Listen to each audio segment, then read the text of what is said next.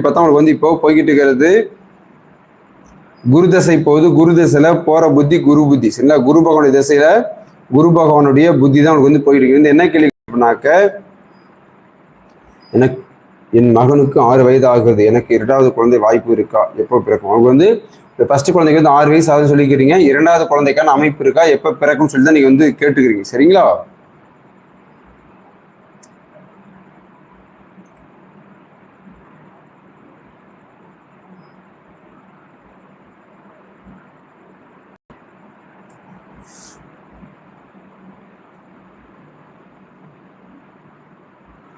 இரண்டாவது குழந்தைக்கான அமைப்புலாம் உண்டுங்க, அதெல்லாம் இருக்குது. எப்போ பிறக்கும்னு பார்த்தோம்னா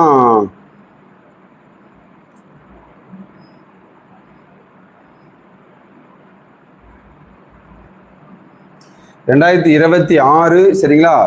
மார்ச்ல இருந்து ஜூலைக்குள்ள இந்த பீரியட்ல வந்து உங்களுக்கு வந்து குழந்தைக்கான அமைப்பு உருவாகும். 2026 மார்ச் டு ஜூலை இந்த பீரியட்ல வந்து